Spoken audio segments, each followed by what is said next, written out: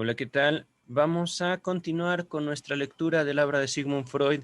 Estamos ya terminando el volumen 3 y llegamos a un texto titulado Sobre los recuerdos encubridores.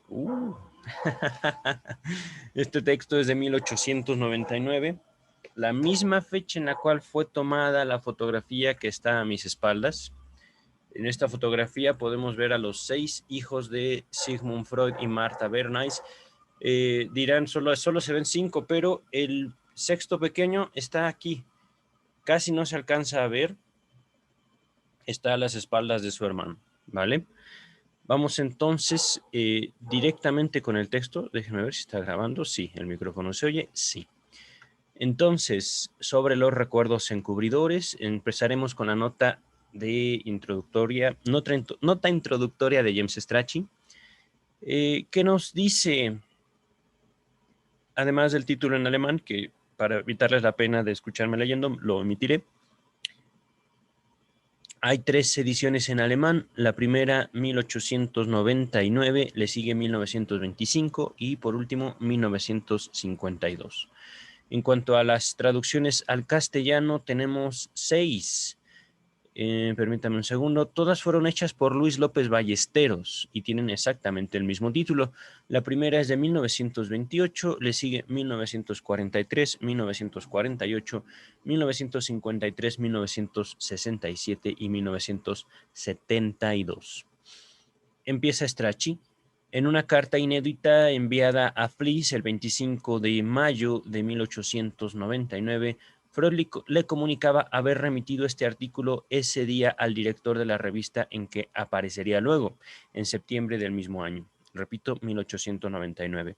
Agregaba que su redacción le había producido un inmenso goce, lo cual para él era un mal presagio sobre el destino futuro que tendría el texto.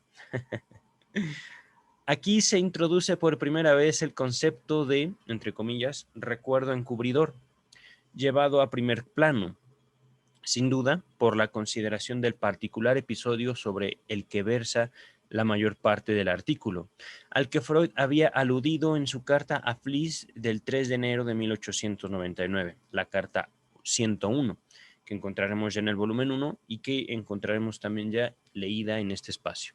Continuamos, pero el tema se vinculaba estrechamente a varios otros que venían ocupando su pensamiento en los últimos meses. En verdad, desde que se embarcó en su autoanálisis en el verano de 1897, los problemas concernientes al modo de funcionamiento de la memoria y sus distorsiones, la importancia y la... son palabras en francés, raison d'être. No sé realmente qué signifiquen, ahorita lo voy a buscar. Pero la importancia y la razón de ser, supongo, de las fantasías. La amnesia que encubre los primeros años de vida y por detrás de todo ello, la sexualidad infantil. Quienes lean la correspondencia con Fliess hallarán muchas aproximaciones al tema que aquí se toca. Véase, por ejemplo, las puntualizaciones sobre las fantasías en el manuscrito M del 25 de mayo de 1897, volumen 1, páginas 293 y 200, a la 94. Y en la carta 66 del 7 de julio del mismo año, volumen 1, páginas 299 y 300. Continuamos. Los recuerdos encubridores analizados por Freud hacia el final del capítulo 4 de Psicopatología de la vida cotidiana, en el volumen 6, se remontan a ese mismo verano de 1897. Curiosamente, el tipo de recuerdo encubridor en que este artículo se examina de manera predominante, aquel en que un recuerdo temprano es utilizado como pantalla para ocultar un suceso posterior, casi no aparece en escritos posteriores. En cambio, apenas se menciona aquí el que más tarde habría de considerarse el tipo corriente, aquel en que un recuerdo posterior sirve como pantalla ocultadora de un suceso temprano. Aunque fue de él que se ocupó Freud en forma casi exclusiva 2 años después, en el capítulo citado de Psicopatología de la vida cotidiana. Recordemos el capítulo 4. Continúa Strachey. Un hecho extraño al artículo en sí hizo que su intrínseco interés quedara, inmerecidamente, un poco eclipsado. No fue difícil conjeturar que el incidente en él descrito era en verdad autobiográfico, y esto se convirtió en certidumbre tras la aparición de la correspondencia con Fliss. No obstante, muchos de los detalles del episodio pueden rastrearse en los escritos publicados de Freud. Así, los niños que figuran en el recuerdo encubridor eran de hecho sus sobrinos, John y Pauline, quienes reaparecen en varios lugares de la interpretación de los sueños. Por ejemplo, en el volumen 5, páginas 424, 425, 479 y 483. Ellos eran hijos de su hermanastro de un hermanastro de Freud, perdón, mucho mayor que él, citado en el capítulo 10 de Psicopatología de la Vida Cotidiana, igual volumen 6. Ajá. Cuando la familia de Freud, contando 3 años de edad, es decir, cuando Freud tenía 3 años de edad, decidió abandonar Freiberg, en Moravia, con distintos rumbos. Ese hermanastro se estableció en Manchester, Inglaterra. Allí lo visitó Freud a los 19 años, no a los 20, como se sugiere aquí. Bueno, recordemos, así es Strachey. No son 19, son 20 años. Ok, lo que diga, señor Strachey. Visita a la que se hace referencia en el mismo pasaje de Psicopatología y también en la interpretación de los sueños, es decir, Psicopatología de la Vida Cotidiana y en la interpretación de los sueños. Cuando volvió por primera vez a su pueblo natal, Freud tenía 16 años, uno menos de lo que se dice en el artículo. Ok. Como sabemos por su, entre comillas, carta al burgomaestre de la ciudad de Pribor, en el volumen 21, la misma fuente nos indica que permaneció entonces en casa de la familia Fluss, una de cuyas hijas, Gisela, es el personaje central de la presente anécdota. El episodio es narrado en detalle en el primer volumen de la biografía de Ernest Jones. Simplemente nos dice unas páginas, pero no creo que podamos encontrar la edición de esa biografía, ¿vale? Es decir, ustedes les pediría, lean la biografía de Ernest Jones, que es muy bella. Ahí termina la nota introductoria de James Strachey y aquí viene la primera nota a pie de página que nos dice al respecto de Gisela Fluss. El nombre de Gisela Fluss aparece de manera imprevista y sin mayor significatividad en los apuntes originales de Freud sobre el historial clínico de El hombre de las ratas, volumen 10, página 219. Luego lo veremos. Ahorita vamos entonces a empezar ya con el texto principal, el texto de Freud, sobre los recuerdos encubridores. Dice: dentro de la trama de mis tratamientos psicoanalíticos, de histeria, neurosis obsesiva, etc., muchas veces me he visto en la situación de tener que ocuparme de fragmentos de recuerdos que al individuo le han quedado en la memoria desde los primeros años de su niñez. Como ya lo he indicado en otro lugar, nota número 1, continúo, es preciso reclamar una gran significatividad patógena para las impresiones de esta época de la vida. Recordemos, primeros años de la niñez. Y ahora la nota número 1, de, digamos, el texto ya de Freud, como lo he indicado en otro lugar, se refiere al texto La etiología de la histeria, nos dice James Strachey. Continuamos. Pero el tema de los recuerdos de infancia tiene asegurado en todos los casos un interés psicológico porque en ellos sale a la luz, llamativamente, una diferencia fundamental entre la conducta psíquica del niño y la del adulto. Nadie pone en duda que las vivencias de nuestros primeros años infantiles dejan unas huellas imborrables en nuestra interioridad anímica, pero si inquirimos a nuestra memoria por aquellas impresiones que están destinadas a permanecer y ejercer su influjo hasta el término de nuestra vida, ella no nos ofrece nada, o bien nos entrega un número relativamente pequeño de recuerdos dispersos, de valor a menudo cuestionable o enigmático. Reproducir la vida en la memoria como una cadena coherente de episodios es cosa que no sucede antes del 6º o 7º año. En muchas personas solo después del 10º. Ahora bien, desde entonces se establece además un vínculo constante entre la significatividad psíquica de una vivencia y su adherencia a la memoria. Es anotado lo que parece importante en virtud de sus efectos inmediatos o que sobrevendrán a poco tiempo se refiere. Y se olvida lo apreciado como inesencial. Si durante largo tiempo yo soy capaz de recordar cierto episodio, en el hecho de esta conversación en la memoria, en el hecho de esta conversación en la memoria hallo una prueba de que en su momento aquel me ha producido honda impresión. Repito, es que está un poquito difícil la redacción. Si durante largo tiempo yo soy capaz de recordar cierto episodio, en el hecho de esta conservación, claro, conservación, he leído mal, en el hecho de esta conservación en la memoria, hallo una prueba de que en su momento aquel me ha producido honda impresión.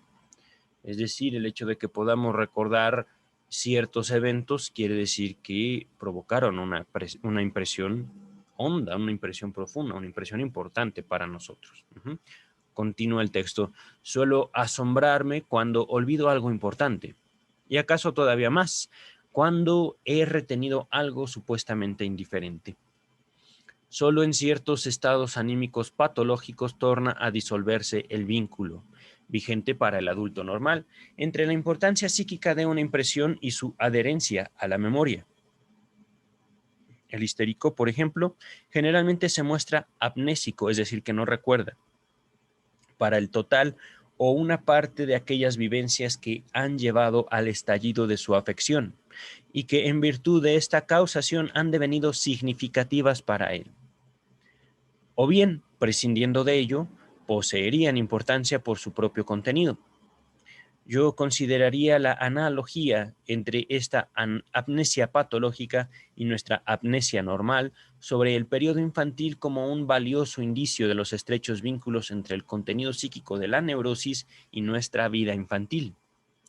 Tan habituados estamos a esta falta de recuerdo para las impresiones infantiles que solemos ignorar el problema que tras ella se oculta y nos inclinamos a considerarlo algo natural, dado el estado rudimentario de la actividad anímica del niño, en el niño. Eh, Discúlpenme, leo mucho más rápido de lo que puedo hablar, por eso mis errores.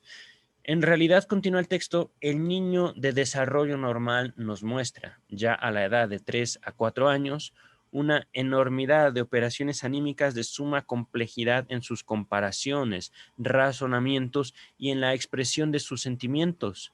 Y no se intelige, es decir, no se distingue, no se sabe a ciencia cierta por qué, sin más que debiera, y no se intelige sin más que debiera de haber amnesia para estos actos psíquicos, es decir, se lo tiene completamente natural, tan plenamente equiparables a los de una edad posterior. Un prerequisito indispensable para elaborar los problemas psicológicos que se anudan a los recuerdos de la primera infancia sería, desde luego, la recopilación de material comprobado por medio de encuestas. ¿Qué clase de recuerdos de esa época de la vida es capaz de comunicar un gran número de adultos normales? Un primer paso en esta dirección han dado B. y C. Henry, en 1895, distribuyendo un cuestionario por ellos confeccionado. Los resultados en extremos sugerentes de esta encuesta, que incluyó respuestas de 123 personas, fueron publicados luego por ambos autores. Aquí nos dice B. y C. Henry, 1897. Continúa. Esa es la nota número 2. Continuamos el texto, pero como hoy está lejos de mi intención agotar el tema, me conformaré con poner de relieve aquellos pocos puntos sobre los cuales yo pueda introducir los por mí llamados, entre comillas, recuerdos encubridores. La edad de la vida en que se sitúa el contenido de los más tempranos recuerdos infantiles varía, las más de las veces entre los 2 y los 4 años. Así ocurre en 88 personas de la serie de observaciones de los Henry. Pero hay algunos cuya memoria se remonta más atrás, aún al periodo de vida, aún al periodo en que todavía no habían cumplido el primer año. Y por otra parte, personas cuyo recuerdo más temprano solo proviene del sexto, séptimo o aún octavo año. No se pueden indicar por ahora los nexos en que se insertarían estas diferencias individuales, pero nótese, dicen los Henry, que una persona cuyo recuerdo más temprano se remonta a una muy tierna edad, por ejemplo, al primer año de vida, también dispone de otros recuerdos singulares para los años siguientes, y que la reproducción del vivenciar como una cadena continua de recuerdos empieza en ella en un punto más temprano, acaso desde el 5.º año, que en otras cuyo primer recuerdo corresponde a una época posterior. Por tanto, lo que en ciertas personas se anticipa o se retarda no es solamente el punto temporal de emergencia de un primer recuerdo, sino también la función íntegra del recordar. Un particularísimo interés se dirigirá al averiguar cuál puede ser el contenido de estos recuerdos, los más tempranos de la infancia. De la psicología del adulto, uno no podría menos que extraer esta expectativa. Dentro del material de lo vivenciado se escogerán como dignas de nota aquellas impresiones que han provocado un afecto poderoso o que fueron discernidas como sustantivas por las consecuencias que poco después produjeron. Y en efecto, una parte de las experiencias recopiladas por los Henry parece corroborar esta expectativa, pues ellas detallan cómo los contenidos más frecuentes de los primeros recuerdos infantiles, por un lado, ocasiones de miedo, vergüenza, dolores corporales, etcétera, y por el otro, importantes episodios tales como enfermedades, sucesos de muerte, incendios, nacimientos de hermanitos, etcétera. Así uno se inclinaría a suponer que el principio de selección némica, es decir, de los recuerdos, es para el alma infantil el mismo que para los adultos. Es cosa evidente, pero merecedora de expresa mención, que los recuerdos infantiles conservados atestiguan sobre aquellas impresiones a las cuales se dirigía el interés del niño, a diferencia del interés del adulto.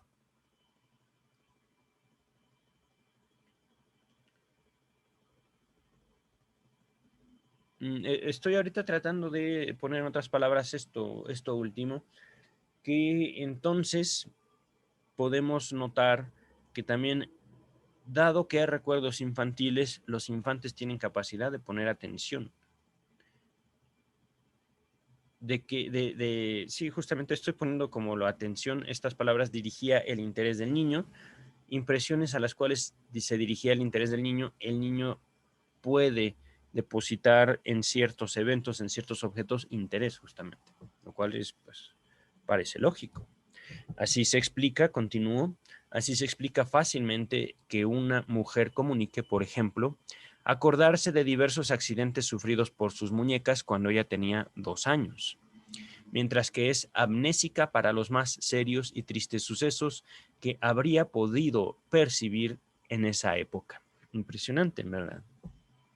Ahora bien, está en total oposición a esta expectativa y no puede menos que provocar legítimo asombro enterarnos de que en muchas personas los más tempranos recuerdos infantiles tienen por contenido unas impresiones cotidianas e indiferentes, vivenciar las cuales no pudo desplegar un influjo afectivo, ni siquiera sobre el niño, y que han sido registradas, no obstante, con todo detalle. Se diría, con hiperrelieve. Aquí viene la nota número 3. Nos remite Strachey al texto sobre el mecanismo psíquico de la desmemoria, que fue el texto pasado. Vuelve a hacerse referencia a esto en las páginas más adelante. ¿Vale? Vamos a continuar hablando del hiperrelieve. Ajá. Nos está diciendo entonces Freud que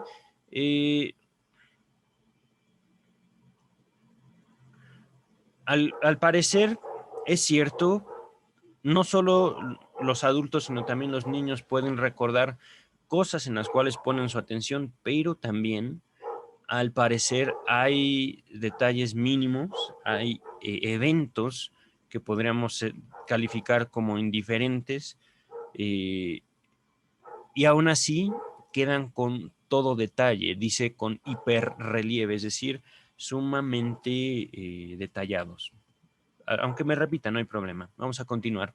Al paso que tal vez no se guardaron en la memoria unas vivencias simultáneas, es decir, que ocurren en el mismo tiempo, que, según testimonio de los padres, provocaron intensa conmoción al niño. Permítame un segundo.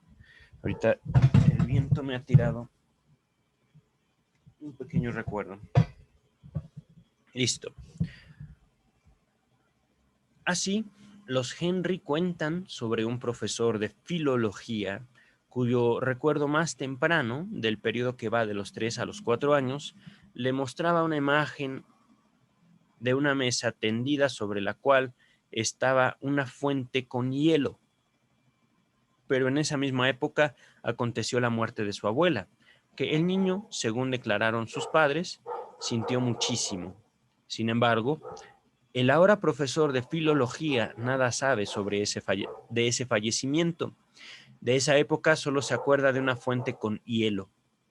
Otro sujeto informa, como su primer recuerdo de la infancia, sobre un episodio de un paseo en que arrancó una rama de un árbol. Cree poder indicar todavía hoy el lugar donde ello ocurrió. Estaban presentes varias personas y una de ellas lo ayudó. Los Henry clasifican de raros esos casos. Según mis experiencias, es cierto que recogidas, la mayoría en neuróticos, son asaz frecuentes. Es decir, por otro lado, los neuróticos recuerdan esto muy bien. Uno de los informantes de los Henry ha ensayado una explicación que yo debo declarar certera en todos sus puntos. Para estas imágenes némicas de inconcebible inocencia. Opina que en tales casos la escena en cuestión quizás solo se conservó incompleta en el recuerdo. Justamente por ello parece no decir nada. Es que en los elementos olvidados estaría contenido todo lo que convertía a la impresión en digna de nota. Puedo corroborar que las cosas son realmente así, solo que preferiría decir, en vez de elementos de vivencia, entre comillas, olvidados, elementos, entre comillas, desechados, del alemán weggelassen. A menudo he conseguido, por medio del tratamiento psicoanalítico, descubrir la pieza faltante de la vivencia infantil y así demostrar que la impresión de la cual había quedado en el recuerdo un torso, es decir, una parte, realmente obedecía a la premisa de que en la memoria se conserva lo más importante. Es verdad que esto no nos explica la rara selección que la memoria practica entre los elementos de una vivencia. Hay que preguntarse ante todo por qué lo sustantivo fue sofocado y se conservó lo indiferente. Únicamente se obtiene una explicación si se penetra más hondo en el mecanismo de tales procesos. Uno se forma entonces la representación de que dos fuerzas psíquicas han participado en la producción de esos recuerdos. Una de ellas toma como motivo la importancia de la vivencia para querer recordarla, mientras que la otra, una resistencia, contraria a esa singularización. Estas dos fuerzas de contrapuesto efecto, repito, estas dos fuerzas de contrapuesto efecto no se cancelan entre sí. Tampoco sucede que un motivo avasalle al otro, es decir, que lo elimine, digamos, se imponga. Ajá. Continúa, con o sin menoscabo, sino que sobreviene un efecto de compromiso, algo análogo a la formación de una resultante dentro del paralelogramo de fuerzas. Ay, no inventes. Algo análogo a la formación de una resultante dentro del paralelogramo de fuerzas. Está así. Vamos a continuar. Está difícil eso, pero voy a dejarlo así, como está. El compromiso consiste aquí en que no es la vivencia en cuestión la que entrega la imagen némica. En esto la resistencia campea por sus fueros. Pero si es otro elemento psíquico conectado con el elemento chocante por caminos asociativos próximos. Repito, pero sí es otro elemento psíquico conectado con el elemento chocante por caminos asociativos próximos. En esto torna a mostrarse el poder del primer principio, al que me gustaría fijar impresiones sustantivas por el establecimiento de imágenes némicas reproducibles. El resultado del conflicto es entonces que en lugar de la imagen mnémica originariamente justificada, se produce otra que respecto de la primera está desplazada, entre paréntesis, descentrada, un tramo dentro de la asociación. Como fueron los componentes importantes de la impresión los que provocaron el choque, es preciso que el recuerdo sustituyente esté despojado de ese elemento importante. Por eso es fácil que tenga aspecto trivial. Nos parece incomprensible por qué querríamos advertir en su propio contenido el fundamento de que fuera conservado en la memoria, cuando ese fundamento descansa en el vínculo entre ese contenido y otro, sofocado. Para servirme de un símil popular, cierta vivencia de la niñez no cobra imperio en la memoria porque ella sea oro, sino porque estuvo guardada junto a algo de oro. Aquí viene la nota a pie de página, número 4, que nos dice Strachey. Esta analogía reaparece en el libro sobre el chiste. Gracias, Strachey. Volumen 8. Continuamos. Entre los muchos casos posibles de sustitución de un contenido psíquico por otro, todos los cuales hallan su realización dentro de constelaciones psicológicas diferentes, el de los recuerdos infantiles que aquí consideramos, en que los componentes inesenciales de una vivencia subrogan en la memoria a los esenciales, es evidentemente uno de los más simples.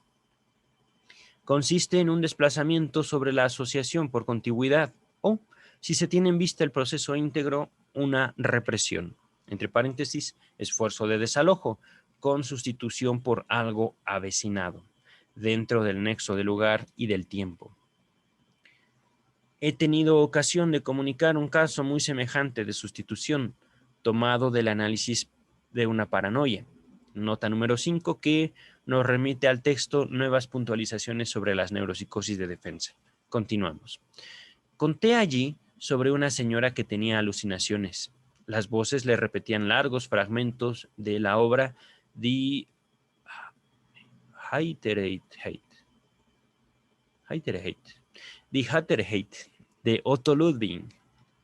Eran justamente los pasajes de menor importancia y más incidentales de esa creación poética. El análisis demostró que otros pasajes de la misma historia habían despertado los más penosos pensamientos en la enferma. El afecto penoso fue un motivo para la defensa, pero por otro lado no se pudieron sofocar los motivos que llevaban a proseguir aquellos pensamientos. Se produjo así un compromiso, pues se puso de resalto en el recuerdo con intensidad y nitidez patológicas los fragmentos inocentes. El proceso aquí discernido, que vienen las palabras conflicto, represión, sustitución, conformación de compromiso, retorna en todos los síntomas psiconeuróticos y proporciona la clave para entender la formación de síntoma. No carece de significación, entonces, que se lo pueda demostrar también en la vida psíquica de los individuos normales. El hecho de que en estos influya sobre la selección precisamente los recuerdos infantiles aparece como un indicio del estrecho vínculo ya destacado entre la vida anímica del niño y el material psíquico de las neurosis. Los procesos evidentemente muy sustantivos de la defensa normal y patológica, así como los resultados del desplazamiento a que llevan, no han sido, hasta donde yo tengo noticia, estudiados por los psicólogos. Y por eso resta todavía comprobar los estratos de la actividad psíquica donde aquellos tienen vigencia y las condiciones en que esto sobreviene.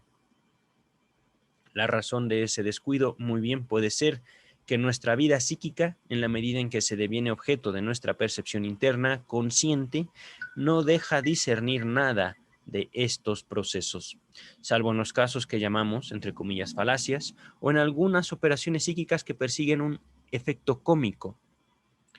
La afirmación de que una intensidad psíquica es desplazada de una representación que a partir de entonces permanece abandonada sobre otra, que ahora sigue cumpliendo el papel psicológico de la primera, produce sobre nosotros tan extraño efecto como ciertos rasgos de los mitos griegos. Por ejemplo, que los dioses revistan a un hombre de belleza como si ésta fuera una envoltura, donde nosotros solo notaríamos la transfiguración por un cambio en el juego mímico.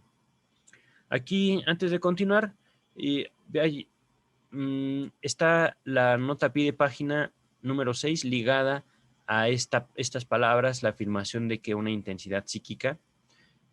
Aquí Strachey nos hace referencia a su apéndice titulado Surgimiento de las hipótesis fundamentales de Freud. Creo que ya está en este espacio, ya lo leí. Continuamos.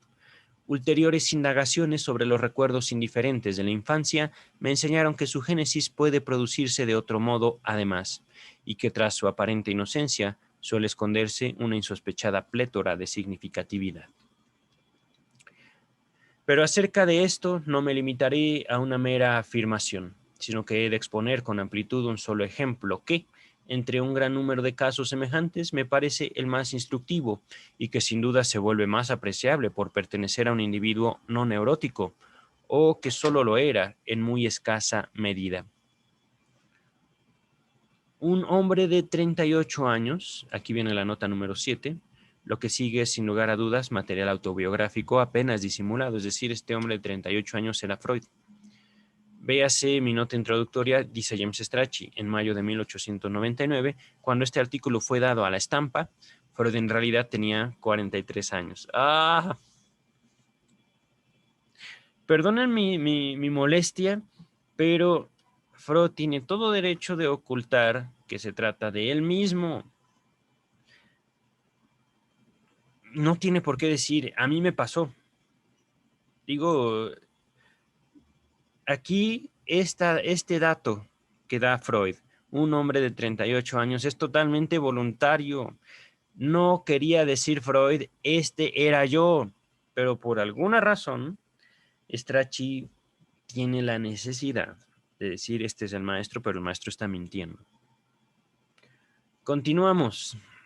Un hombre de 38 años, de formación académica, que no obstante ser ajena a ello su profesión, se interesó por las cuestiones psicológicas después que yo pude librarlo de una pequeña fobia por medio del psicoanálisis, llamó el año pasado mi atención sobre sus recuerdos de infancia, que ya habían desempeñado cierto papel en el análisis.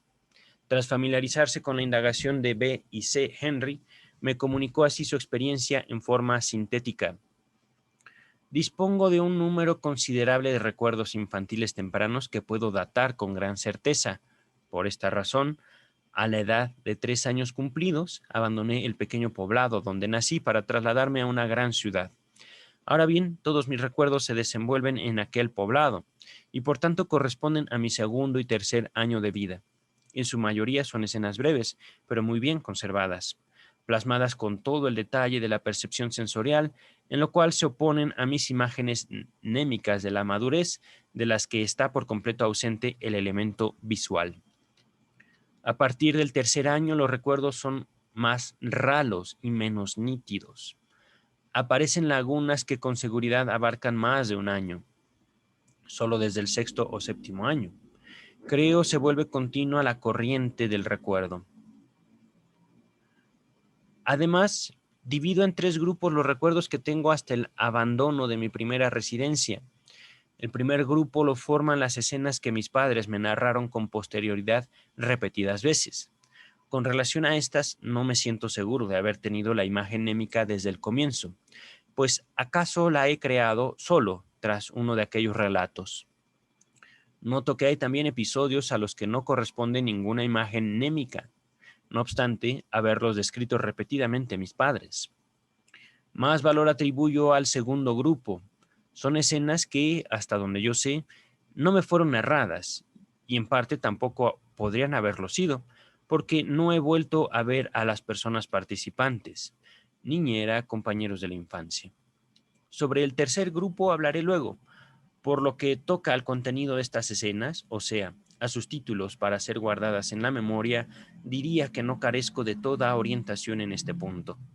No puedo afirmar, por cierto, que los recuerdos conservados correspondan a los episodios más importantes de aquel tiempo, ni que hoy los apreciaría así. Nada sé del nacimiento de una hermana, de una hermana 2 años y medio menor que yo. El viaje de partida, la vista del ferrocarril, el largo camino recorrido previamente en carruaje, no han dejado huella alguna en mi memoria. En cambio, he registrado dos pequeños sucesos durante el viaje en ferrocarril. Como usted recordará, son los que entraron en escena en el análisis de mi fobia. La mayor impresión debió ser la que me hizo una herida en el rostro a raíz de la cual perdí mucha sangre y que el cirujano se vio precisado a coserme. Todavía hoy puedo palpar la cicatriz que atestigua aquel accidente. No sé de ningún recuerdo que directa o indirectamente apuntara a esa vivencia. Nota número 8. Se hace alusión a este accidente en dos lugares de la interpretación de los sueños y en la 13ª de las conferencias de introducción al psicoanálisis. Continuamos. Asimismo, en una carta a Fliss del 15 de octubre de 1897, carta 71, Freud hace referencia al médico que lo atendió en esa ocasión. Continuamos. Por otra parte, quizá cuando ocurrió, yo no tuviera todavía 2 años. Está hablando del accidente donde se lastimó el rostro severamente. Continuamos. Sin embargo, no me causan asombro las imágenes y escenas de los dos primeros grupos. Son en verdad unos recuerdos desplazados o descentrados en que las más de las veces falta lo esencial, pero en algunos está por lo menos indicado y en otros me resulta fácil completarlo siguiendo ciertos indicios. Y cuando así procedo, se me establece un buen nexo entre los diversos jirones de recuerdo y veo claramente qué interés infantil recomendó justamente a la memoria estos sucesos. Ahora bien, no ocurre lo mismo con el contenido del tercer grupo, que me he abstenido de considerar hasta ahora. Aquí se trata de un material, una escena más larga o varias imágenes pequeñas, con que el realmente, con que, con el que realmente no atino a nada. Es decir, el material eh, que consiste en una escena más larga y en varias imágenes pequeñas no le dice nada al sujeto. Continúa, la escena me parece bastante indiferente e incomprensible su fijación. Permita usted que se la describa. Veo un prado cuadrangular, algo empinado, verde y de tupida vegetación. Dentro de lo verde, muchísimas flores amarillas, evidentemente son de diente de león común.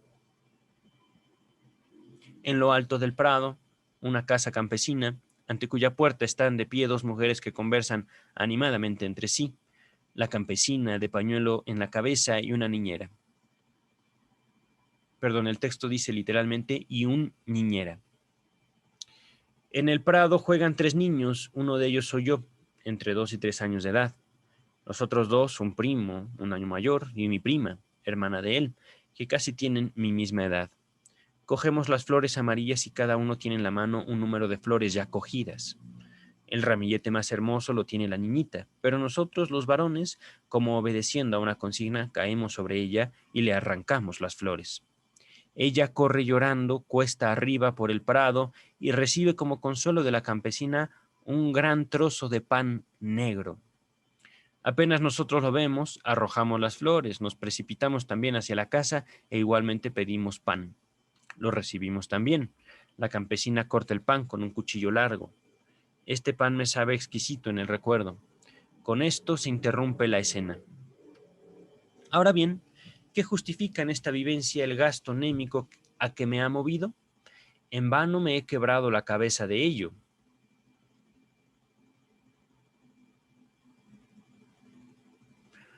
¿Recae el acento en nuestra poco amable conducta hacia la niñita? ¿Acaso el amarillo del diente de león, que hoy naturalmente no hallo hermoso, agradaba tanto por entonces a mis ojos?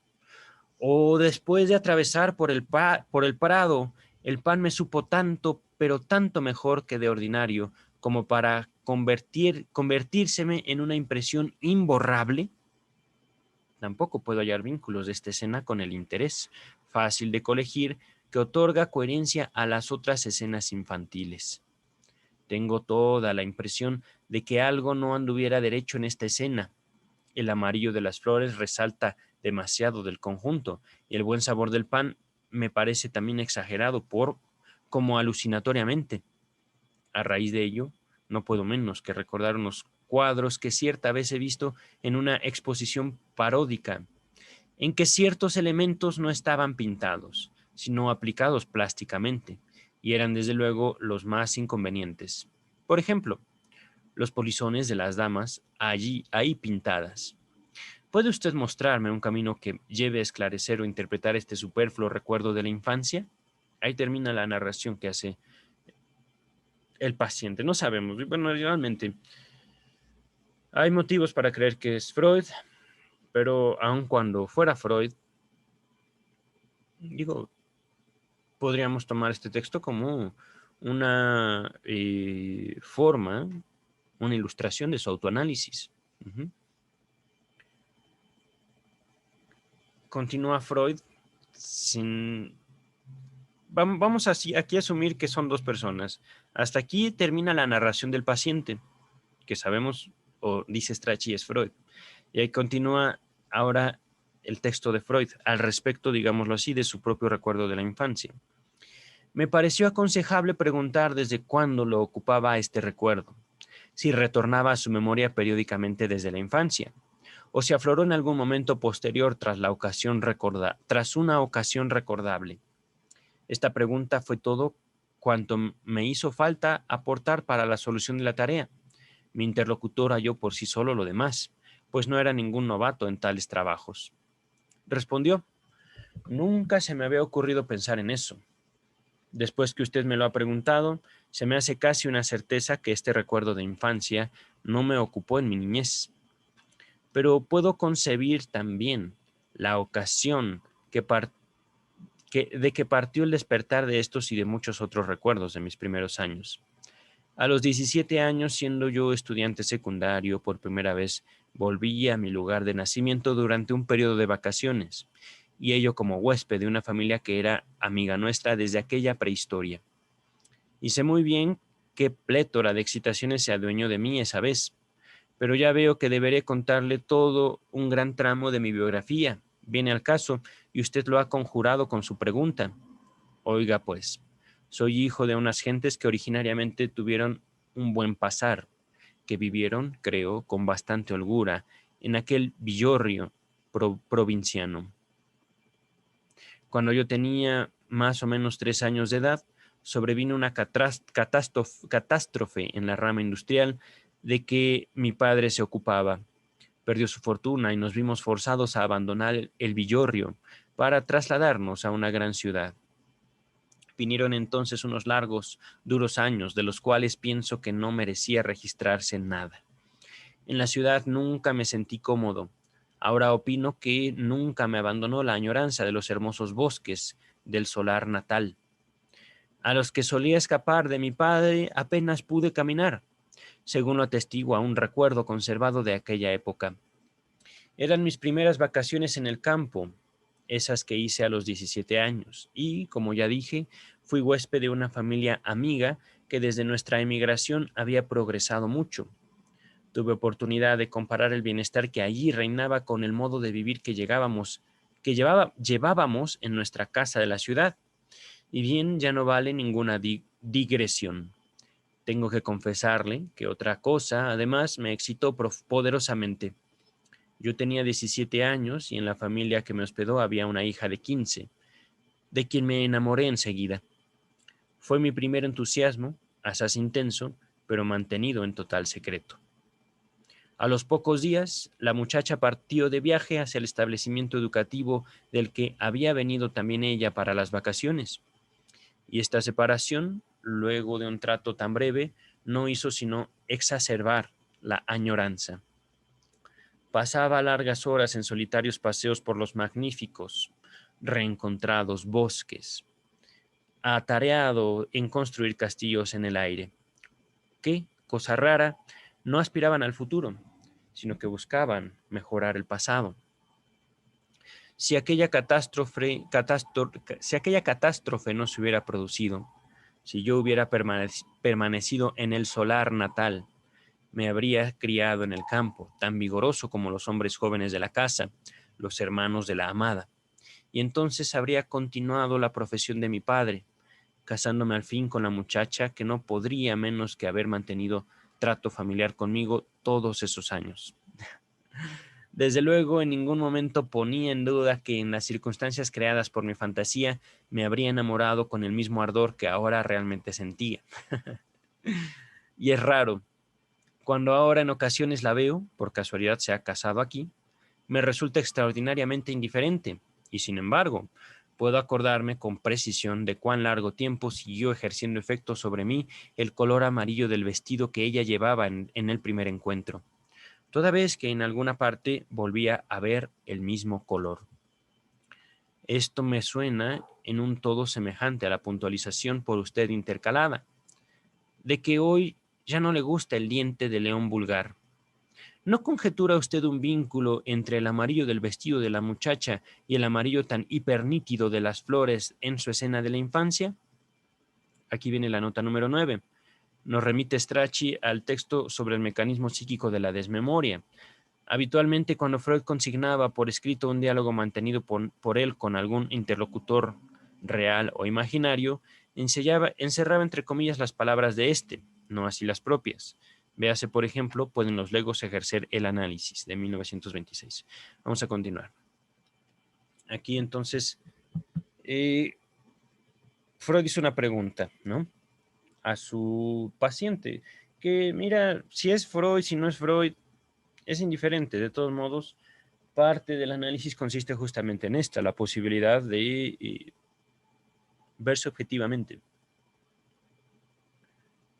Aunque ciertamente es un ejercicio, vaya, difícil de adquirir. Es posible, aunque no sea el mismo amarillo. El vestido era más bien de un amarillo con destello marrón, como el del alelí. Pero al menos puedo ofrecerle una representación intermediaria que quizá le venga bien a usted. Después he visto en los Alpes que muchas flores que en el llano tienen brillantes colores se revisten en la altura de matices más oscuros. Si no me equivoco mucho, es común en los montes una flor semejante al diente de león, pero de un amarillo oscuro, color este que se correspondería en un todo con el del vestido de aquella mi amada. Pero todavía no he terminado. Ahora doy en otro ocasionamiento, más cercano en el tiempo, que ha revuelto en mí impresiones de la infancia. A los 17 años había vuelto a ver el villorrio. 3 años después, para las vacaciones, estuve de visita en casa de mi tío. Reencontré entonces a los niños que habían sido mis primeros compañeritos de juego. Aquel primo un año mayor y la misma prima de mi edad que aparecen en la escena infantil con el prado de dientes de león. Esta familia había abandonado mi lugar de nacimiento simultáneamente con nosotros y había recobrado su muy buen pasar en la ciudad, en la ciudad lejana. Ahí se interrumpe la narración y hace una pregunta a Freud. ¿Y allí volvió usted a enamorarse, esta vez de su prima, y construyó unas fantasías nuevas? Contesta el interlocutor. No, esta vez las cosas fueron distintas. Yo estaba allá en la universidad y dedicado por entero a los libros. Para mi prima, nada me quedaba. Que yo lo sepa, no forjé entonces ninguna de tales fantasías, pero creo que mi padre y mi tío forjaron el plan de que yo trocara mi abstruso estudio por otro de aplicación más práctica, mi abstruso, es decir, el papá y el tío del paciente querían que dejaran sus estudios por algo más práctico. Y después de terminados mis estudios, me radicara en el lugar de residencia de ese tío y tomara por esposa a mi prima. Como notaron lo absorbido que yo estaba en mis propios designios, se abandonó aquel plan. No obstante, creo haberlo colegido con certeza. Solo después, como joven universitario, atenazado por el apremio de la vida, y debiendo esperar tanto tiempo para conseguir un puesto en esta ciudad, acaso hube de pensar muchas veces en que la intención de mi padre para conmigo era en verdad buena, y mediante ese proyecto matrimonial quería resarcirme de la pérdida que aquella catástrofe primera me había traído para toda la vida. Ahí finaliza esta parte de la narración y viene una parte sin comillas. En esa época de sus duras luchas por el pan, yo situaría el afloramiento de la escena infantil en cuestión. siempre que pueda usted corroborarme que por esos mismos años conoció por primera vez el mundo alpino. Responde, en efecto, fue así. Por ese tiempo, excursiones a la montaña eran la única diversión que yo me permitía. Pero no le entiendo a usted bien. Responde Freud. Enseguida se lo aclaro. De su escena infantil ha destacado usted como elemento más intenso que le supo exquisito el pan campesino. ¿No advierte que esta representación, casi sentida alucinatoriamente, se corresponde con aquella idea de su fantasía que de haber permanecido en el solar natal, casándose entonces con aquella niña, la del vestido amarillo, cuán cómoda le habría resultado la vida, cuán cómoda le habría resultado la vida, o expresado simbólicamente, cuán bien le habría sabido su pan, por el cual debía luchar tanto en ese tiempo posterior? Y el amarillo de las flores apunta a la misma niña. Por otra parte, la escena de la infancia tiene usted elementos que se pueden referir a la segunda fantasía, la de haberse casado con su prima. Arrojar las flores para trocarlas por un pan no me parece un mal disfraz para el propósito que su padre tenía hacia usted. Debía usted abandonar sus ideales poco prácticos y abrazar un, entre comillas, estudio para ganarse el pan. ¿No es verdad? Responde el paciente. Entonces yo habría de ese modo fusionado entre sí las dos series de fantasías sobre la vida de bienestar que habría podido tener la de la una el amarillo más el pan campesino, de la una el amarillo más el pan campesino, de la otra el arrojar las flores más las personas.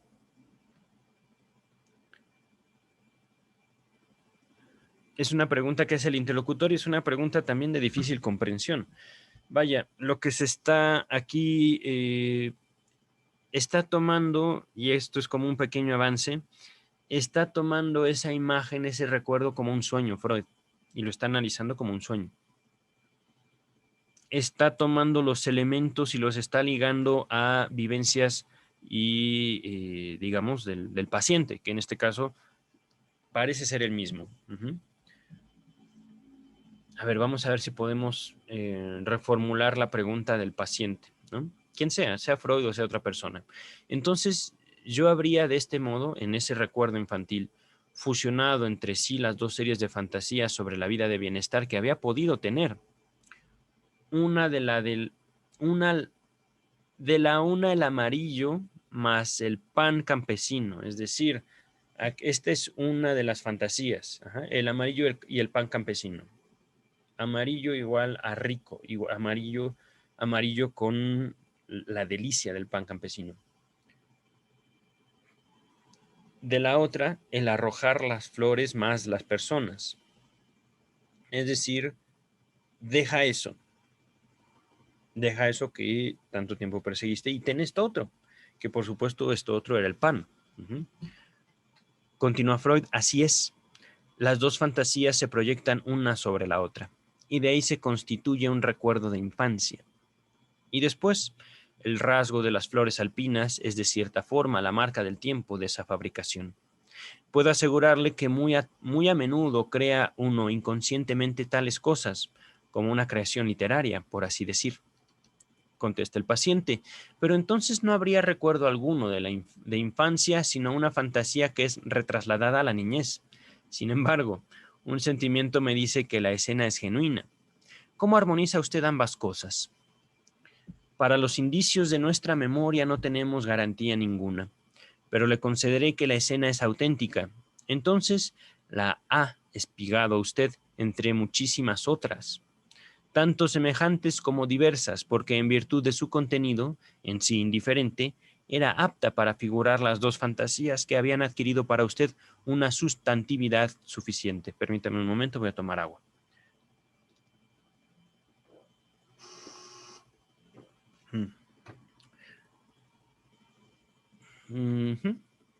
A un recuerdo así, cuyo valor consiste en subrogar en la memoria unas impresiones y unos pensamientos de un tiempo posterior, cuyo contenido se enlaza con el genuino mediante vínculos simbólicos y otros semejantes, lo llamaría un recuerdo encubridor.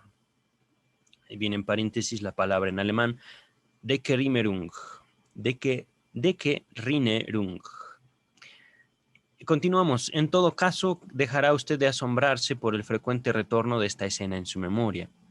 Ya no se la puede llamar inconsciente si ella, como lo hemos descubierto, está destinada a ilustrar los más importantes giros de su biografía, el influjo de dos resortes pulsionales más poderosos, el hambre y el amor. Nota a pie de página número 10, alusión al verso predilecto de Freud tomado de Schiller, Die Weltweisen. Dice el paciente, sí, al hambre se lo ha figurado bien, pero ¿y al amor? En lo amarillo de las flores, opino yo. Es verdad, no puedo desconocer que la figuración del amor en esta escena suya de la infancia se queda muy a la saga de mis experiencias corrientes. Se queda muy a la saga, quiere decir queda muy atrás. Responde el paciente, no, de ningún modo. La figuración del amor es incluso lo principal en ella. Solo ahora lo comprendo. Considere usted, quitar las flores a una niña. Eso equivale a decir desflorarla. Esto no viene en el texto. Bueno, literal, voy a acabarlo aquí. ¿Qué oposición entre el descaro de esta fantasía y mi timidez en la primera oportunidad y mi indiferencia en la segunda? Desflorarla quiere decir quitarle su virginidad, ¿vale? Esto es digamos, lo que no dice el texto, pero que dice. Es decir, que en la fantasía, y que aquí es justamente donde está haciendo la liga entre recuerdo, fantasía y por supuesto el sueño, que les comentaba en un principio, en este recuerdo que tiene mucho de fantasía, viene justamente el elemento sexual, viene justamente el elemento de amor, por decirlo de una manera.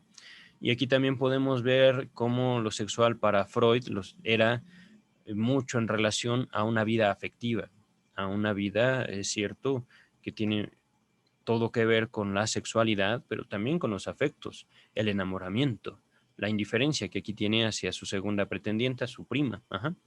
Vamos a continuar, que ya no estamos lejos de terminar, me parece. No sé si estamos, ya falta poco. A ver, permítame, aquí está.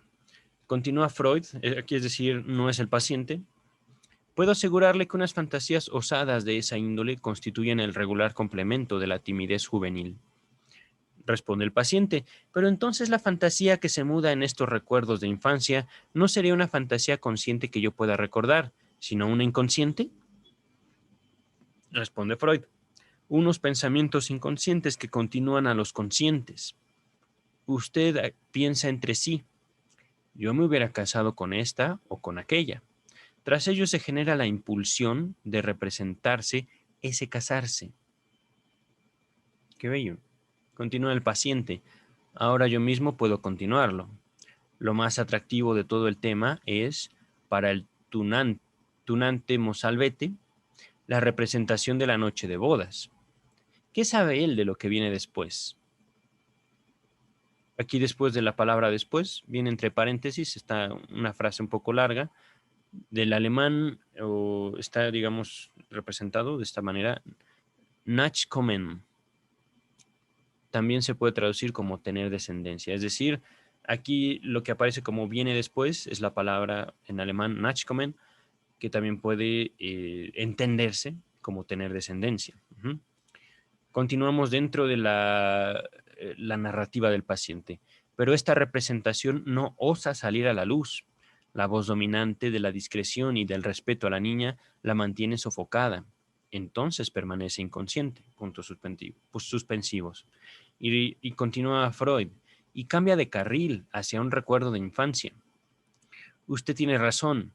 Lo groseramente sensual de la fantasía es la razón de que no se desarrolle en una fantasía consciente, sino que se vea precisada a conformarse con que se le recoja en una escena infantil, como alusión en forma metafórica, entre paréntesis del alemán Verblund, floral. Mira, qué bonito el alemán aquí. Ahora el paciente responde, ¿pero por qué justamente en una escena de infancia?, preguntaría yo. Responde Freud, quizá por amor de su inocencia. No, ¿Puede usted imaginar una oposición más tajante a unos tan enojosos designios de agresión sexual que el ajetreo de unos niños? Es decir, ahí no hay nada. Por eso se le esconde ahí. Por eso justamente, digámoslo así, el inconsciente del paciente lo esconde ahí.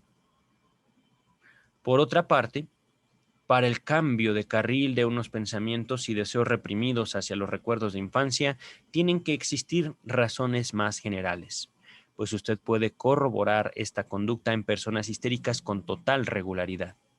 Parece además que en sí y por sí el recuerdo de un pasado remoto es facilitado por un motivo de placer. Aquí viene una frase en latín: forsanet haec olim meminice jugabit, que quiere decir, tal vez algún día aún a esto lo avivará el recuerdo. Es la nota número 11 que nos dice esta es una nota de una referencia o una cita de la Eneida de Virgilio, capítulo número 1, me parece. Ahora responde el paciente: si es así, he perdido toda confianza en la autenticidad de esa escena de los dientes de león.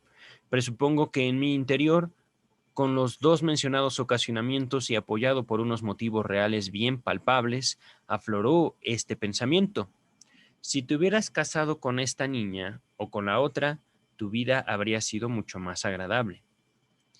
Que la corriente sensual repite dentro de mí los pensamientos de la prótasis en unas representaciones que pueden brindarle satisfacción.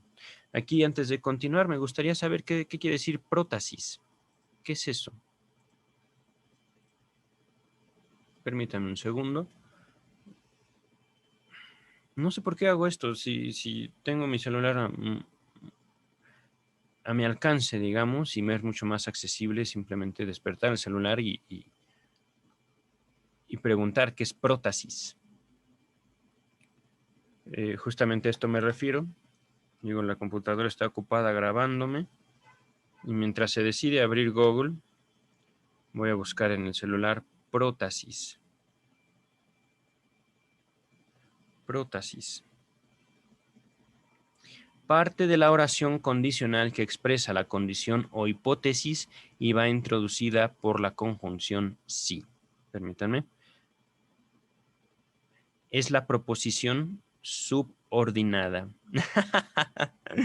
No, bueno, es por supuesto una parte del texto freudiano para detenerse un buen rato. Que la corriente, voy a repetirlo, que la corriente sensual repite dentro de mí los pensamientos de la prótasis en unas representaciones que pueden brindarle satisfacción. Dentro de mí los pensamientos de la prótasis. Caray, caray. Sí, si te hubieras, a eso se refiere con la prótesis, la proposición subordinada. Si te hubieras casado con esta niña o con la otra, tu vida habría sido mucho más agradable. A ver, vamos a ver. Prótesis. Que la corriente sensual repite dentro de mí los pensamientos de la prótesis de esta frase: si te hubieras casado. En unas representaciones, la representación del recuerdo infantil, el recuerdo encubridor, justamente. Las representaciones que pueden brindarles satisfacción. A ver, repito, que la corriente sensual repite dentro de mí los pensamientos de la prótesis en unas representaciones que pueden brindarle satisfacción. Que esta segunda versión del mismo pensamiento permanece inconsciente a consecuencia de ser inconciliable con la predisposición sexual dominante, pero justamente por ello fue puesta en estado de perdurar dentro de la vida psíquica cuando hacía mucho que la versión consciente había sido derogada por la alteración de la realidad objetiva. Que la frase que permaneció inconsciente se afana siguiendo una ley vigente, como dice usted, en transmudarse a una escena de infancia que tiene permitido devenir consciente a causa de su inocencia, claro, que a tal fin tuvo que experimentar una refundición nueva, o más bien dos: una que arrebata a la prótesis lo chocante, es decir, de la propuesta, expresándolo figuralmente, y otra que comprime la apódosis de una forma que es susceptible de figuración visual, para lo cual se emplea la representación intermediaria, pan estudio para ganarse el pan. Ujú. Aquí, antes de continuar, vamos a ver qué es apódosis. Apódosis. Y miren, mientras estoy investigando todo esto, Google no se ha abierto. En mi computadora al menos. Apódosis. Segundo elemento de una estructura lógica binaria. Es decir, dentro de la frase, si tuvieras la apódosis sería, entonces tendrías una mejor vida, vivirías mejor. Una segunda definición de apódosis dice parte de la oración condicional que expresa una acción, un proceso o un estado condicionado por una suposición. Es la proposición principal. En la frase, si te levantaras temprano, si te levantas temprano, iremos a pescar es la apódosis, es decir, serías feliz de haberte casado con cualquiera de esas dos mujeres. Lo que quería decir, ya no hagamos aquí ese trabajo. Vamos a continuar. Intelijo que produciendo una fantasía de esta clase, en cierto modo, he creado un cumplimiento de los dos deseos sofocados, el de desflorar y el de bienestar material. Pero luego de haberme dado tan cabal cuenta en los motivos que llevaron a la génesis de la fantasía de diente de león, tengo que tengo que suponer que se trata en ella de algo que nunca aconteció, sino que ilícitamente, de contrabando, se coló entre mis recuerdos de infancia. Esto lo decía el paciente. Continúa Freud. Ahora me veo obligado a desempeñar yo el papel de defensor de la autenticidad. Va usted demasiado lejos. Me ha hecho usted decir que cada una de estas fantasías sofocadas tiene la tendencia a tomar el desvío de una escena infantil. Admita ahora que ello no se consigue si no hay ahí una huella anémica cuyo contenido ofrezca puntos de contacto con la fantasía. Por así decir, la solicite. Del alemán entgegenkommen, solicitar, ¿vale? Una vez hallado un punto de contacto de esa índole, en este caso es el desflorar, el arrebatar las flores, el restante contenido de la fantasía es remodelado mediante todas las representaciones intermediarias admisibles, piense usted en el pan, hasta que hasta que resulten nuevos puntos de contacto con el contenido de la escena infantil. Es muy posible que en el curso de este proceso la misma escena infantil sufra alteraciones. Estoy seguro de que, siguiendo este camino, se producen también falseamientos del recuerdo. En su caso, la escena de infancia parece haber sido solo cincelada. Piense en el desmedido realce del amarillo y del exageradamente rico sabor del pan. Pero la materia prima era utilizable. De no haberlo sido, este recuerdo no hubiera podido ser elevado a la conciencia entre todos los otros. No habría usted tenido ninguna escena así como recuerdo de infancia, o quizá habría tenido otra, pues ya sabe cuán fácil es para nuestro ingenio, entre paréntesis del alemán Witz, tender puentes de conexión desde un punto cualquiera a otro cualquiera. En favor de la autenticidad de su recuerdo de los dientes de león, habla, por otra parte, además del sentimiento que usted tiene y que yo no subestimaría, otra cosa todavía. Incluye algunos rasgos de las que las comunicaciones de usted no resuelven, y aún tales que no se adecúan a los significados que brotan de la fantasía. Por ejemplo, que su primo lo ayude a arrebatar las flores a la pequeña. ¿Podría usted conectar con algún sentido esa ayuda en desflorar? ¿O el grupo de la campesina y la niñera en lo alto frente a la casa? Responde el paciente, creo que no. Contesta Freud, la fantasía no se recubre entonces por completo con la escena de la infancia, solo se apuntala en algunos puntos de ella. Esto aboga en favor de la autenticidad del recuerdo de infancia. Contesta el paciente, ¿cree usted que este tipo de interpretación de unos recuerdos de infancia, al parecer inocentes, vale para muchos casos?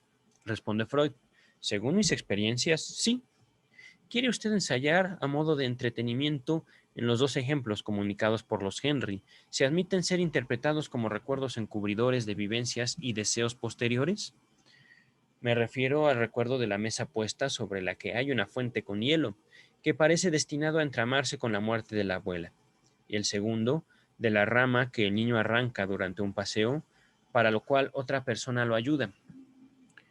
Él reflexionó un rato, contesta el paciente. Con el primer ejemplo no atino en nada. Está en juego muy probablemente un desplazamiento, pero no se coligen los eslabones intermedios. En cuanto al segundo, os haría una interpretación si no fuera francesa la persona que lo comunica como propio. Contesta Freud. Ahora soy yo quien no lo comprendo. ¿Qué cambiaría con eso? Cambiaría mucho, contesta el paciente, pues es probable que la expresión lingüística procure la conexión entre el recuerdo encubridor y el encubierto. En alemán, arrancarse una, sich einen ausrissen, es una alusión vulgar, bien notoria al onanismo o masturbación. Ajá. Y aquí viene la nota número 12 que nos remite a la interpretación de los sueños, volumen 5, página 354, no sé por qué, pero vamos a continuar. La escena trasladaría a la primera infancia una seducción onanista, ocurrida después, puesto que alguien lo ayudó a hacerlo. Sin embargo, esto no armoniza bien, pues en la escena infantil están presentes muchas otras personas. Mientras que tuvo que ser en la soledad y en secreto como me fue inducido al onanismo, aquí esto lo dice Freud, no lo dice el paciente. Mientras que tuvo que ser en la soledad y en secreto como fue inducido al onanismo. Es decir, aquí está señalando el contraste. En el recuerdo infantil había mucha gente, mientras el niño arrancaba la rama, con ayuda de otra persona. Lo que Freud dice es que realmente la masturbación se hace en soledad y en secreto. Pero esta misma oposición me habla en favor de su concepción. Es decir, está, digamos, tomando el decir del paciente para señalar la oposición, ¿no? Sirve, continúa, a su vez para volver inocente la escena, es decir, como si en aquella escena en la cual el niño estaba arrancando la rama a un árbol con ayuda de otra persona, y si la trasladara a un aspecto social, a un aspecto, digámoslo así, mundano, donde hay mucha gente, entonces ya no se estaría refiriendo al onanismo, a la masturbación. Continúa el texto principal. ¿Sabe usted qué significa que en el sueño veamos, entre comillas, mucha gente ajena? Cierra comillas, como tan a menudo sucede en los sueños de desnudez en los que nos sentimos tan terriblemente turbados. No otra cosa que, puntos suspensivos, secreto, lo cual es expresado entonces por su opuesto. Nota número 13, que nos remite seguramente a la interpretación de los sueños, claro que sí. Volumen 4, página 256. Continuamos. Por lo demás, esta interpretación no deja de ser una broma. En realidad, no sabemos si en las palabras Kaiser un Branch und Arbre,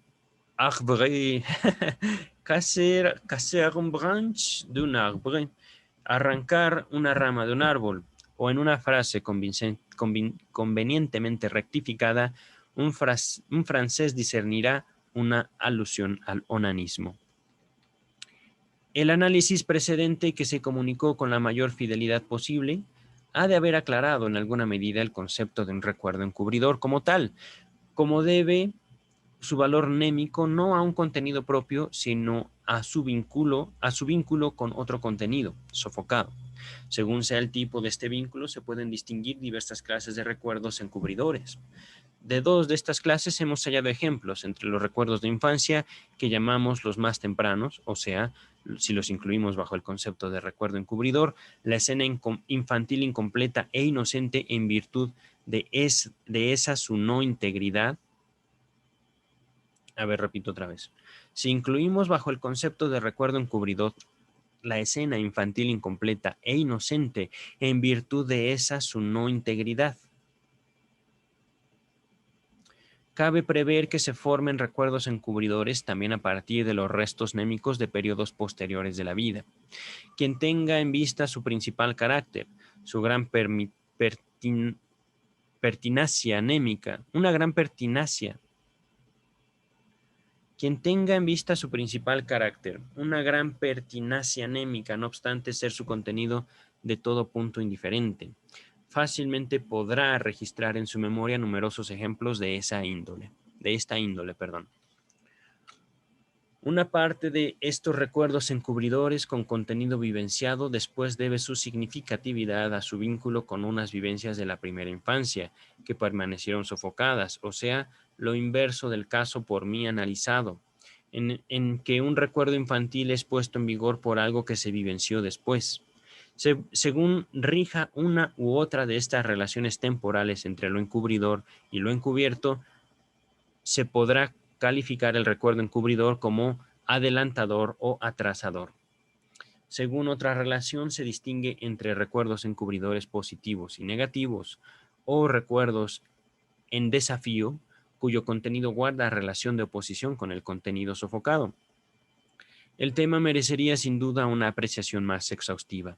Aquí me conformo con llamar la atención sobre cuán complicados procesos, en un todo análogos por lo demás a la formación de síntomas histéricos, participan en el establecimiento de nuestro tesoro némico. Nuestros recuerdos de infancia más tempranos despertarán siempre un interés particular, porque aquí el problema, mencionado al comienzo, de averiguar cómo no pueden dejar huella anémica alguna las impresiones más eficientes para todo el futuro, mueve inevitablemente a reflexionar sobre la génesis de los recuerdos conscientes. Permítame un segundo. Aquí está.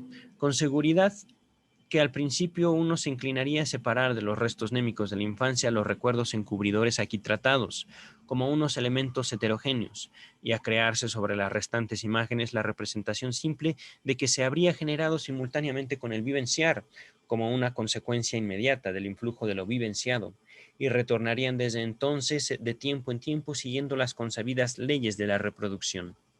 Ahora bien, la observación más fina discierne rasgos singulares que armonizan mal con esta concepción.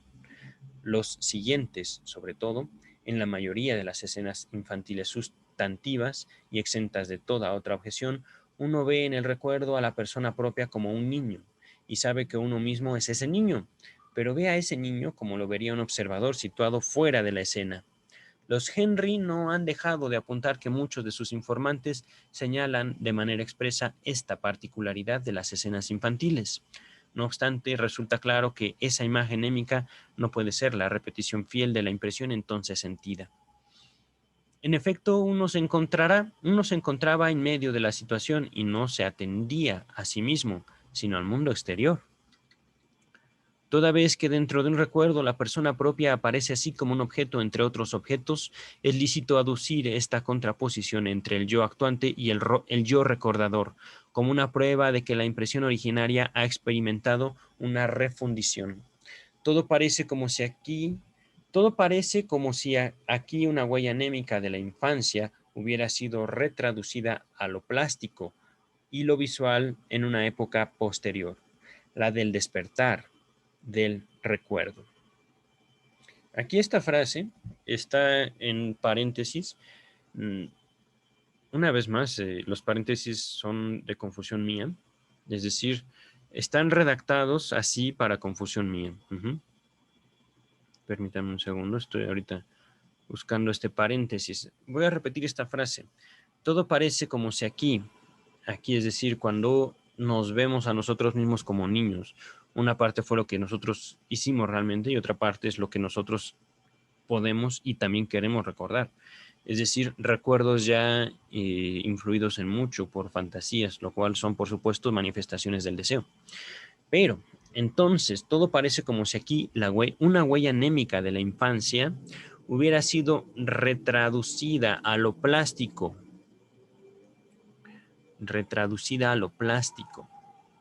y lo visual en una época posterior, la del despertar del recuerdo, es decir, somos nosotros quienes estamos despertando ese recuerdo, nosotros adultos, pero Digo, aquí este texto es sumamente distinto a todos los pasados. Aquí ya no se antoja nada, algo de neurología. Lo voy a escuchar y escuchar porque también me ha evocado muchas cosas este texto. Vamos a continuar, ya estamos prontos a terminar, creo que estamos a una página. Y ello siendo que nunca ha llegado a nuestra conciencia nada de una reproducción de la impresión originaria. Y ello siendo que nunca ha llegado a nuestra conciencia nada de una reproducción de la impresión originaria. En favor de esta otra concepción de las escenas de infancia, es preciso conceder una fuerza probatoria todavía mayor a un segundo hecho. Entre los recuerdos infantiles de vivencias importantes que afloran con igual precisión y nitidez, hay cierto número de escenas que, tras la aplicación de unos controles, por ejemplo, el recuerdo de los adultos, se comprueba que han sido falseadas. Permítame un segundo, estoy revisando, sigue grabando bien. Continúo. Entonces, los recuerdos infantiles también suelen modificarse por el recuerdo de los adultos. No es que las inventara libremente. Son falsas porque trasladan una situación a un lugar donde no sucedió, como en uno de los ejemplos citados por los Henry. Fusionan o permutan entre sí a ciertas personas, o se las discierne fácilmente como una composición de dos vivencias separadas. Y en este preciso caso, dada la gruesa intensidad sensorial de las imágenes y la capacidad de rendimiento de la función de la memoria en el individuo joven, no se puede hablar de una simple infidelidad del recuerdo. Una indagación más honda muestra, más bien, que tales falseamientos némicos son tendenciosos, es decir, que sirven a los fines de la represión y sustitución de impresiones chocantes o desagradables. Por tanto, también estos recuerdos falseados tienen que haberse generado en una época de la vida en que tales conflictos e impulsiones para la represión podían ya tener vigencia en la vida anímica, vale decir, mucho tiempo después que, de aquel que ellas recuerdan en su contenido. Ahora bien, voy a repetir, mucho tiempo después de aquel que ellas recuerdan en su contenido. Ujú. Ahora bien, también aquí el recuerdo falseado es el primero del que sabemos algo. Permanece para nosotros ignoto del alemán Unbekennen. Permanece para nosotros ignoto. ¿Qué es ignoto? En su forma originaria, el material de huellas némicas con el cual fue forjado. Permítame un segundo. Ignoto, que no se conoce o no ha sido descubierto. Permanece para nosotros desconocido en su forma originaria el material de huellas némicas con el cual fue forjado. Esta intelección reduce a nuestro juicio el abismo entre los recuerdos encubridores y los restantes recuerdos de la infancia.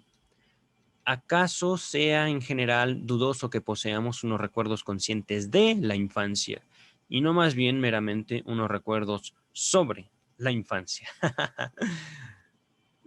Nuestros recuerdos de la infancia nos muestran los primeros años de vida no como fueron, sino como han aparecido en tiempos posteriores de despertar.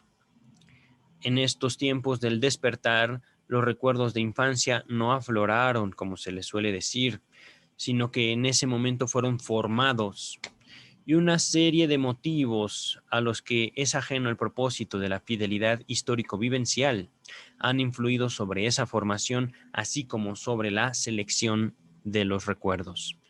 Nota a pie de página número 14, aparece aquí, que nos dice: el tipo de recuerdo encubridor aquí considerado se vincula con las, entre comillas, fantasías retrospectivas, cierra comillas, que en épocas posteriores Freud sometió a frecuente examen. Véase, por ejemplo, el análisis del hombre de las ratas, volumen 10, el hombre de los lobos, volumen 17, la 21ª y 23ª conferencias de introducción al psicoanálisis, volumen 16. Y aquí finaliza el texto sobre los recuerdos encubridores. Nos falta ya solo un pequeño texto llamado noticia autobiográfica. Pero por hoy vamos a terminar. Les agradezco mucho su paciencia, su interés y su tiempo. Cuídense mucho. Bonita noche.